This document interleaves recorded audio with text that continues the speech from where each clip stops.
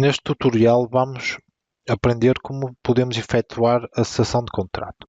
Quando o trabalhador termina contrato, pode haver lugar ao processamento de alguns valores adicionais decorrentes da própria cessação de contrato, nomeadamente proporcionais de subsídio de férias, proporcional de subsídio de Natal, etc. A cessação de contrato pode ser feita de duas formas. Uma, que é mais aconselhada, que é recorrer à funcionalidade da cessação de contrato, disponível no separador Recursos Humanos, Salários, Cessação de Contrato. Ou então lançar os valores manualmente, cada uma delas com algumas especificidades. No caso da funcionalidade da cessação de contrato, os valores vão ser calculados tendo em conta as datas de início e de fim de contrato e o número de meses trabalhado. Portanto, indicamos qual é a situação de todas as situações tipificadas como não ativas que o funcionário vai ficar naquela data e depois podemos ou indicar manualmente o número de meses trabalhados ou então recorrer ao cálculo automático. A partir do início do ano, considere estes meses de trabalho calculados desde o início do ano até à data da cessação ou então desde o início do contrato.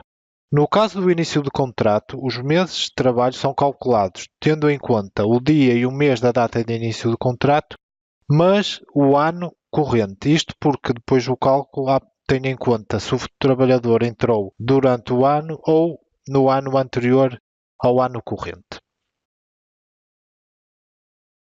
Se calcularmos os valores, podemos ver que a aplicação calculou aqui alguns valores de forma automática. Isto foram os valores calculados para estes meses de trabalho, tendo em conta que o funcionário entrou no ano 2016, portanto no ano anterior a este, ou seja, tinha direito a receber a totalidade do subsídio de férias.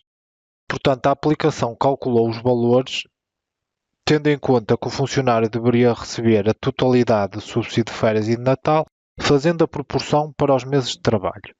Caso o funcionário entrasse no ano corrente,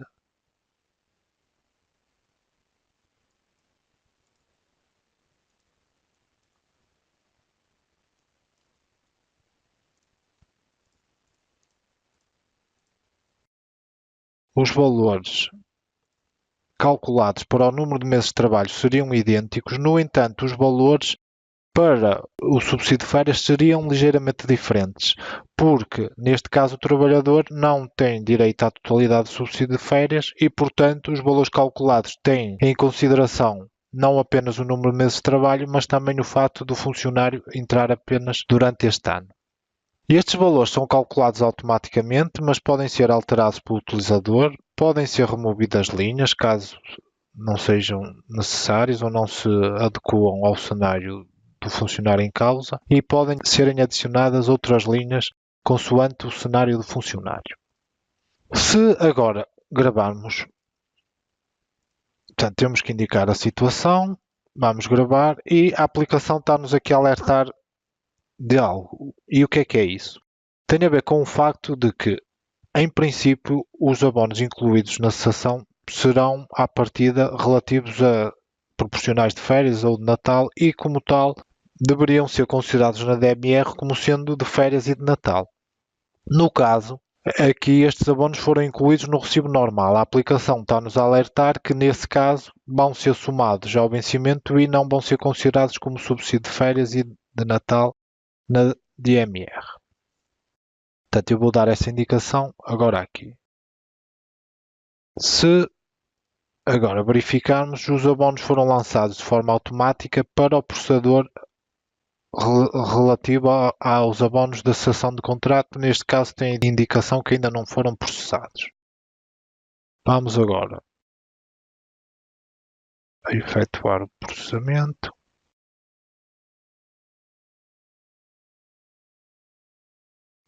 Constatamos que os abonos de cessação que estão no separador específico para os abonos de cessação já têm a indicação que foram processados e na DMR, como os abonos foram incluídos num recibo de subsídio de férias e de Natal, são classificados corretamente para a DMR.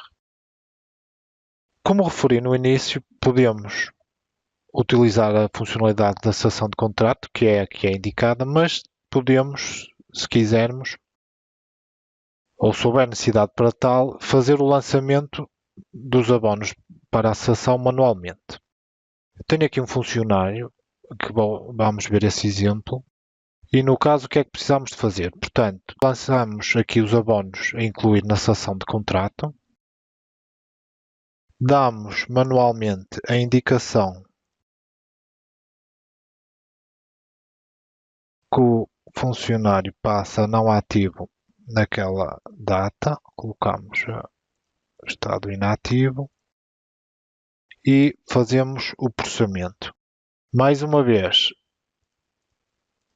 e à semelhança do que vimos na cessação, se classificarmos estes abonos para o recibo normal, a aplicação alerta que vão ser somados ao vencimento. Se quisermos que na DMR sejam classificados corretamente, então associamos aos recibos de férias e de Natal, processamos e na DMR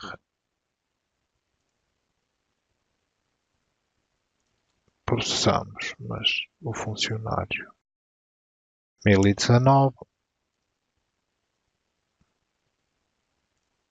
e na DMR os valores foram calculados. Devemos ter aqui em conta duas coisas e que têm a ver com o cálculo para a DMR. Portanto, como referi e como já foi abordado no tutorial, o cálculo dos subsídios de férias e de Natal na DMR só é classificado automaticamente caso estes sejam incluídos num recibo de férias e num recibo de Natal. No caso, como os funcionários estavam com o processamento de subsídio de férias e Natal por duodécimos, há sempre um recibo de férias e de Natal a processar. Por isso conseguimos sempre incluir os abonos de cessação em algum recibo.